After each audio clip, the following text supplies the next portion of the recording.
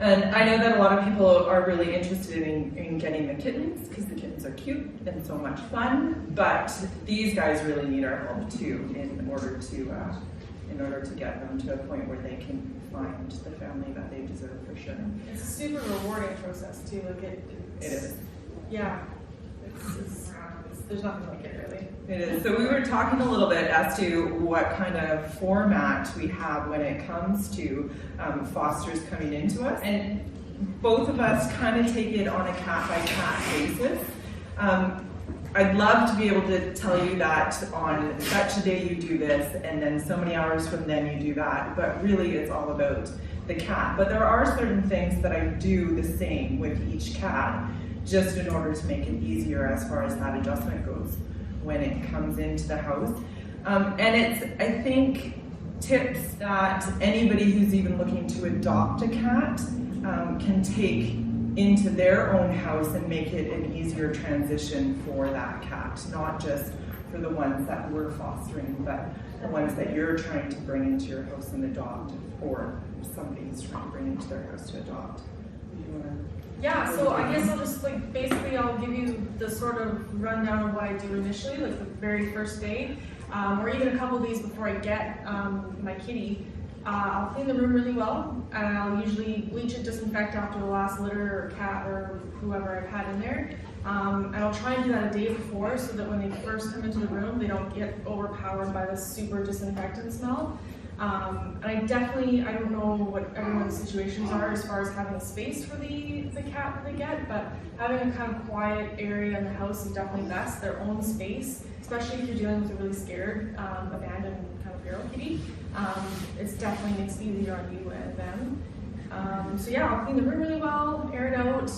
Then when I get them in there, initially the first day, I usually don't even try and contact much. I'll just let them do their thing because they're already so stressed out. I just leave them. I'll sometimes put a towel, like if they're really stressed, I'll put a towel over their crate, and I'll just let them be. And then kind of take it through. Would you even keep the crate closed? Good question. Absolutely. I highly recommend using. I've got something about this. It's this size or this kind of model, but it's much bigger. It's about from here to here. It's 36? Okay, so that's, much bigger, and they'll stay in this until I feel that they are comfortable enough to be in a room. And really the whole point of this is that it ends up kind of being their safe zone. And I find even when I've got a cat that I've socialized and I'm totally comfortable with them, I feel that they're doing really well. Sometimes little things will happen in the house or the room and they'll get spooked and they'll run to this spot. So it ends up being their safe zone. It's not really that restrictive. It ends up being really good for them, and it makes it so that you can get your hands on them, because that's what you have to be able to do. Yeah, so I do it a little bit differently. I haven't had to use a crate like that, and I don't have a large crate. So oftentimes when I get the cat, it'll just be in a cat carrier, not in a crate like that. And what I do in my small room is make sure that I have this cat bed as its safe spot. That's its safe zone. So when I bring the carrier in, I actually open it up, because I haven't had feral cats. I've had scared cats and cats that need help socializing, but for the most part, they've been just fine. So I've let all of them out into my room. My room's really small, it's only 9 by 9. And I have no spots where it can hide. That's super important. It is. The bed's on the ground so that there is absolutely no hiding spot. Usually when, if you don't provide a spot for them to hide, they are going to find a spot to hide in your room. Yeah. So I'd rather this be the safe spot or something like that be the safe spot. So same sort of idea. You're giving them that safe space to go to, so that if you are in that room and they're not quite socialized, they have a spot they can feel comfortable going to. And the other thing I do with this is I don't approach them for quite some time in this. If they're in that spot, I know that they need that safe space. I'm not going to put my hand in there. I'm not going to try to knock them out. If they go in there, they can stay in there. So. Yeah. First day. I'm just saying, first day, bring them in, I open the carrier, they can find this and that's it. I'll bring food into them, and that's the other big thing. Yep. Is that food is key when it comes to socializing these creatures. You want them to know that you bring the food, you always have the food, or you always have treats. Absolutely essential. Yeah, you're the provider of the tasty food, basically. Until they get to that point where they actually want to socialize, and they do come around. They absolutely will start to choose socialization over food, but till you get to that point, you bring the food every time. I find the first day, a lot, like the litter box will be untouched, water and food will be untouched, so I leave them with a lot of water, because they want to drink, then that's fantastic. But I'll leave them with a little bit of dry food as well. The point that there's different kind of degrees of socialization needed. Most of the cats that I get given, they need to be in a contained kind of space because they're essentially little wild cats. And if you have them in a room where they've got space to get away from you, they will. They will climb walls, and it stresses them out to like no return. And you too, it's an awful experience. I failed miserably with my first one. But so it helps everyone start to try and get them to smell at least the food with your hand, and if they will take it from your hand right away, that's awesome. But really get them to associate like good food with your hand. So the next time you go to reach in and like, maybe get a little bit close and give them a pet, they're not going to be like they swat at you, because they're going to think, oh, food, I remember this. Like this person gives me food from this part of their hand. So if the cat can hide from you, if it doesn't need you for food or water, like you're not going to get anywhere. Space. So when we had to go into Crystal's garage to get Redford, he's in her garage in a bit of a double panel system. So in order to get him moved from one section over to the next, we put that cage into that second section we were trying to move him into, covered it so that it was all dark, and then sadly had to prod him through the hole to get him into that cage. But it absolutely works. They want to be in that safe space if they're The 36-inch one is that it comes with like an end gate and then a front as well. So I usually just keep the litter box to like one side, usually around the back gate, so that I can, even if like I'm not comfortable putting my hands in there just yet, just slide it out the back. And they don't want to be near you at all, so he's not going to come to the open door. That crate system works really well. And then there's usually a little water dish, food dish over here, and bedded area that way. Curl up to the back, like you can tell, like they'll kind of put their head down and look at you from under their eyes. That's a pretty good sign that they're uncomfortable with you being there. Sometimes they'll vocalize this by growling again, hissing.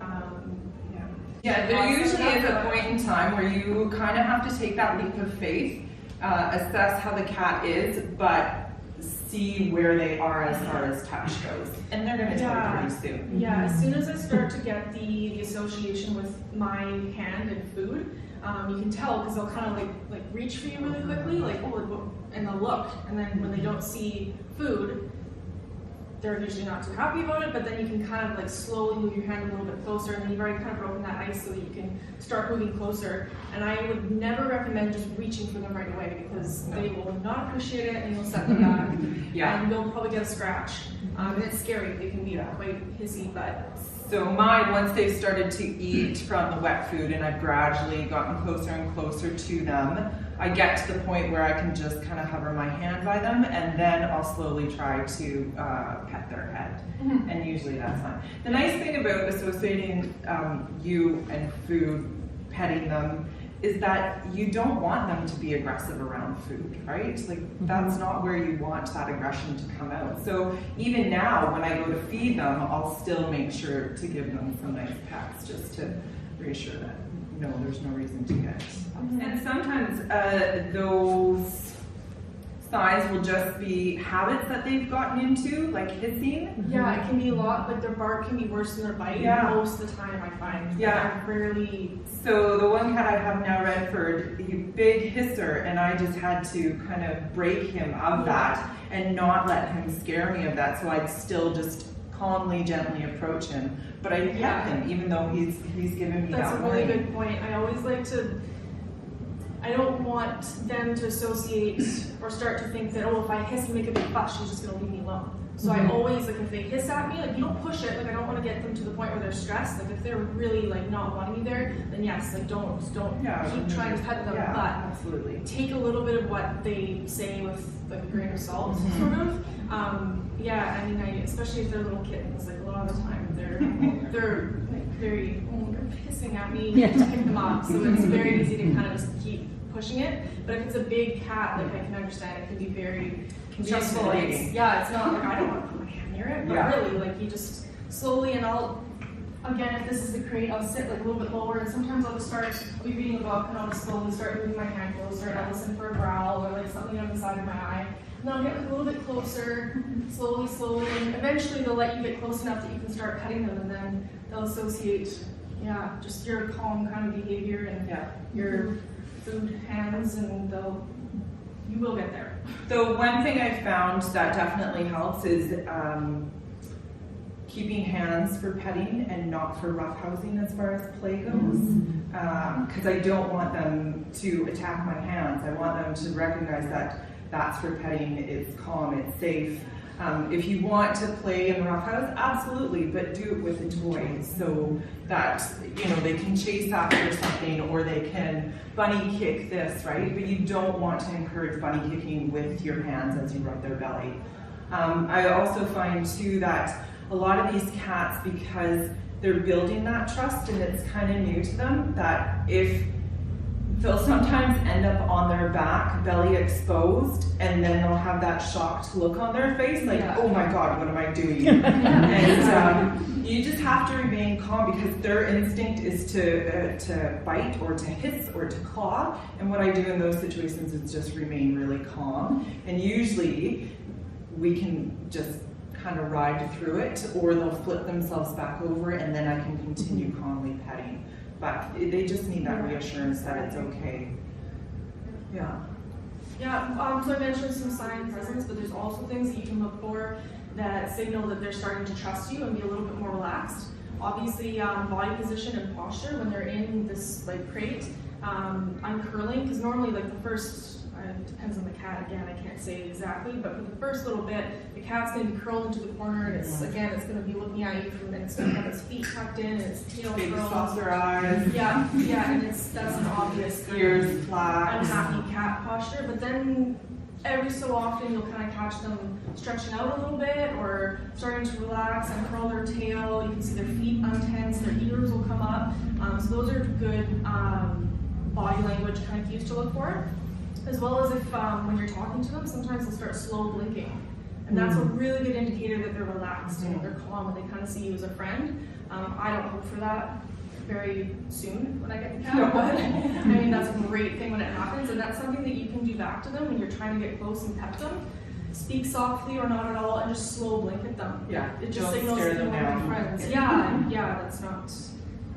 Question. So that totally depends on the cat again, but you'll kind of end up knowing, like, if you can get your hands on the cat and you've been playing kind of I'll start introducing toys outside the crate, like dragging them kind of around the front, so you can see if they're interested in play. And a lot of the time, if you have a cat that's feral, they won't know what toys are, and they won't really understand what playing is, so you can freak them out quite a bit. So I'll start really slowly by just kind of like seeing if I can get their attention with any noises.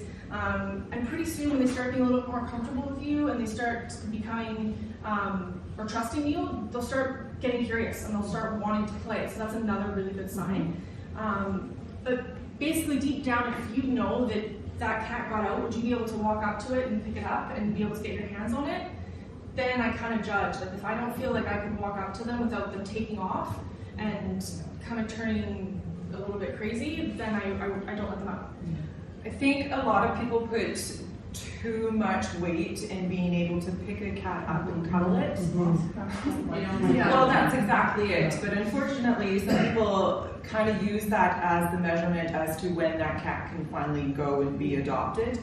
And that's not the point that we want to get to. I was saying to Crystal the other night that we want to get to the point where the cat is bondable with someone, but doesn't have to bond with you necessarily, right? I want to get that cat socialized, but but I don't have to have it snuggled up on my chest sort of thing. I just want it so that I can approach it, I can pet it, I can possibly pick it up, not cuddle it, but pick it up to move it somewhere. When I do approach it, it doesn't scamper off away from me.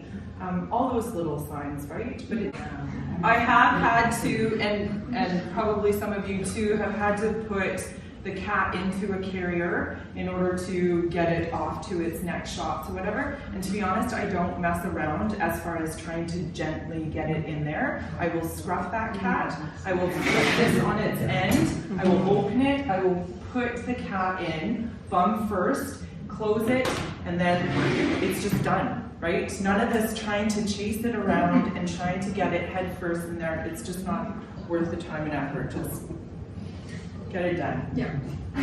Yeah. And usually, if it's less traumatic like that, because it's a fast, exactly, it's much faster. I had to go pick up a couple of cats that unfortunately were in a room and they could hide in all these places, and we were trying to get them into carriers, and it was the worst thing for all of us. And so from then on, I said, forget it. If I have to get that cat into a carrier, that's how it's working. If I can't gingerly pick it up and it's not happy to stay in my arms, then it's just not worth the trauma that poor cat has to go through. Mm-hmm.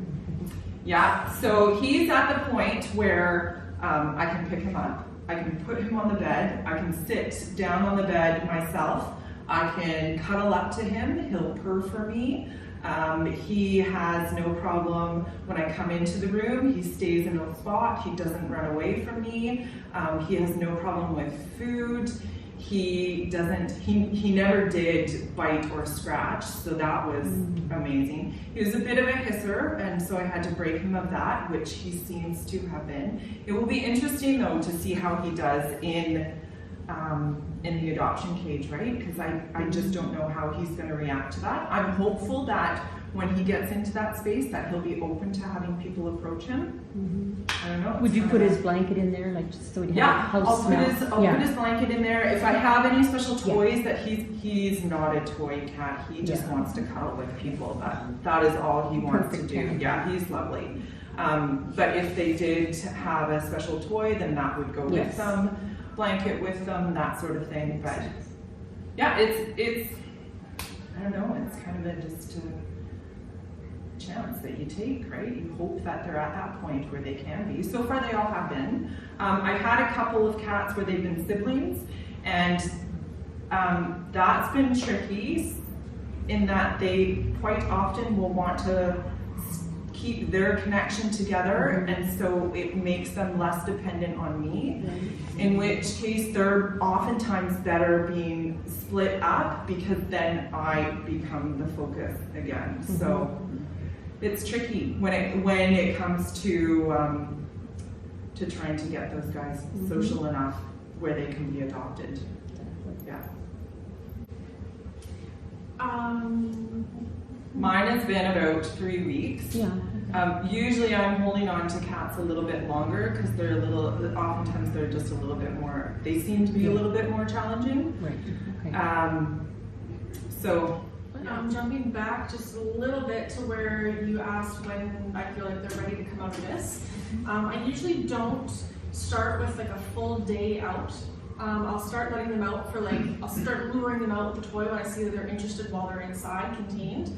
And they usually, when you open the door, even when they kind of get to the point where they trust you, they recognize you, they associate you with food, they're still usually, even though they've been in a room by themselves, like a bare room, pretty freaked out by being outside of this with all this space. So they're not about to start running out. I usually have to lure them out with the toy a little bit. And then longer and longer times they'll kind of come out. Some venture out a little bit further, like more quickly than others, but again, this is like a cat by cat basis. And then when I feel like they're really they get to the point where as soon as you come in, they jump up in the crate and they're kind of excited and you can tell they want to come out, then I'll let them out for a day and I'll even let them have the room to themselves, and you can usually hear them go nuts at night. But I usually won't give them like a full day and night kind of thing in there, just because I don't know how they're going to react, like if something's going to freak them out and they're going to tear apart my room. So I give them like an afternoon by themselves, because they're usually a little bit more quiet in the afternoon, so it's a safer bet. and then I'll lure them back in with food. And it's usually not too hard to get them back in because this has become their safe spot. So yeah, after a few days of doing that, and I feel like they're really comfortable and they can probably do on their own without it, I'll start moving the litter box a little bit. I'll leave this open. I'll leave their bedding inside so they can still go in there if they feel like they need to. And then I'll just start moving the litter box a little bit further away. And then I'll start putting their food outside to lure them a little bit to like different corners of the room. And then at that point, I start slowly introducing a few friends that I know are really good with animals and they understand feline cues. And yeah, then I just see how they really start doing with other people, and that'll give me a pretty good indication about how they're going to do as far as being adoptable. And then it's also, there can also be a situation where they start to trust you or just you're the handlers that they've got, and they actually need to go to someone else because they start being comfortable with you and you're this person that, okay, you're the one person that I'm going to trust. So they'll bond with you, and then that's really not what you want to do because they need to be able to be comfortable with anyone that might be interested in adopting them. So then in that case, sometimes I become like a second, like I'll be like a transition foster home. I've had cats that'll come to me from other homes that have kind of gotten as far as they can, and then they kind of need to go to a new person to realize that other people are okay too.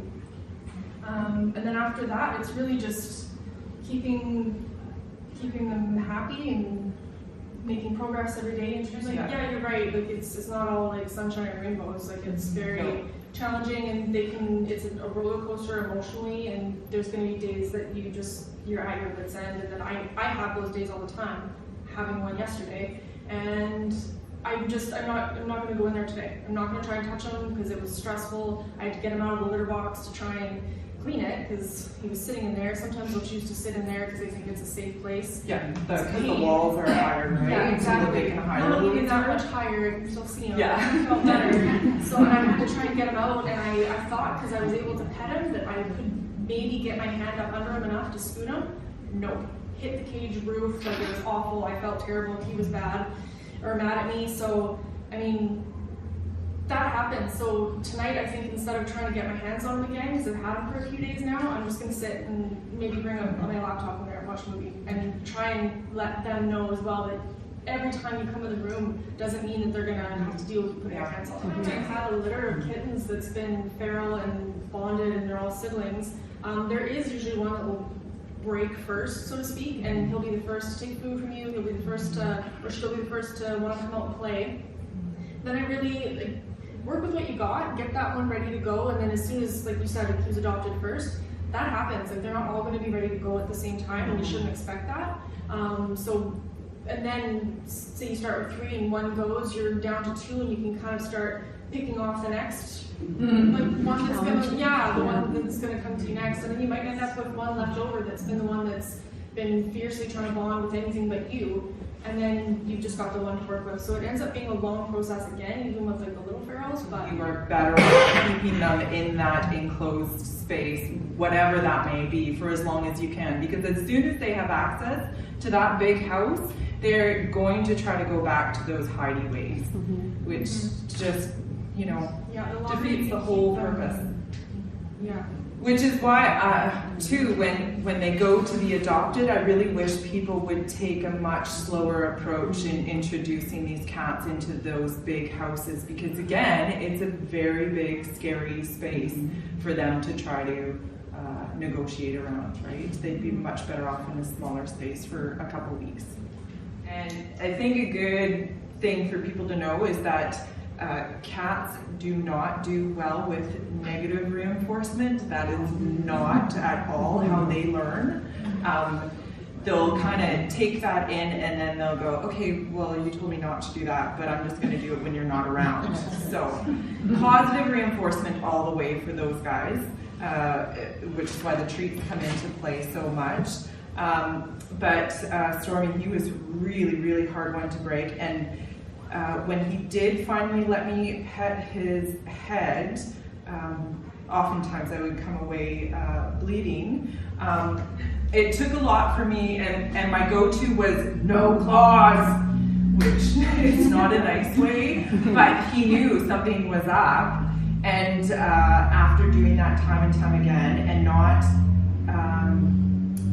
not always leaving the room, there were times times when I was just bleeding too bad that I was like, I just need some space from you, and then we can work on this again. But he started to associate that no clause as, oh, this really isn't a good thing. So this is an example of reprimanding working, but generally it doesn't. He finally stopped doing that, but what I would notice is that as soon as I'd say no clause, he would put his arms out like this and bury his claws into the carpet. And he still does that. He will still, when I go up to pet him, he'll do this. And I'm like, oh, great. And then we could pet, but it took forever to finally get him to come around.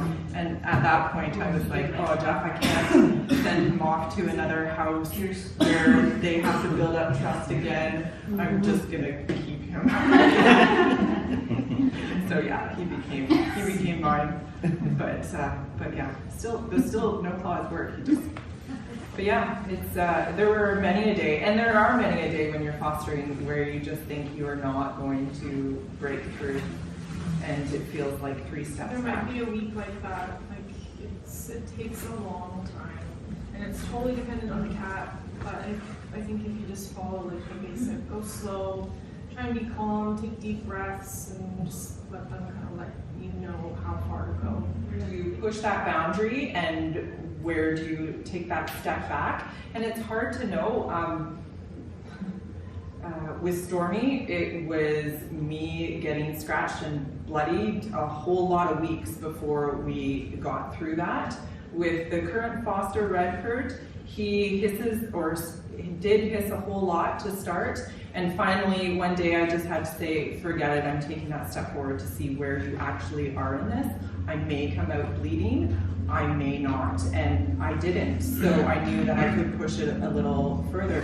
But again, it comes down to taking a lot of cues from that cat, learning to read that cat. I mean, if they are cowering in the corner, then I'm not going to push that at all.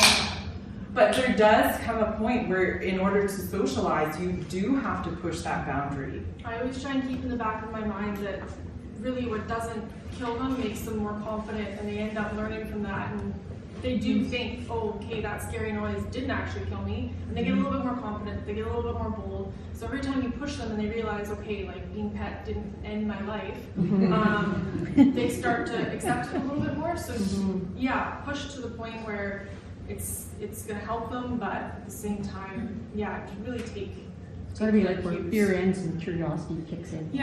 Exactly. Yeah. Which is again why I have the cat bed for me, is because when they run to that spot, I know, okay, I've gone far enough. They need a little bit of space. Yeah. And that's cute. it hasn't happened yet where they never come out, right? I haven't had a cat who just stays in there and only comes out when there's food and then hides out. That's not where cats are. I read an interesting study a couple days ago that they did testing to see where cats lined up when it came to socialization, food, or toys, what they preferred, and I think it was 67% of the cats actually chose human contact interaction over food. Like, there are going to be those ones who just want the food, but it's pretty reassuring to know that they actually do want to socialize with you, which is why it gets to a point where the plate of food that I'm always bringing in, or the cat treats that I'm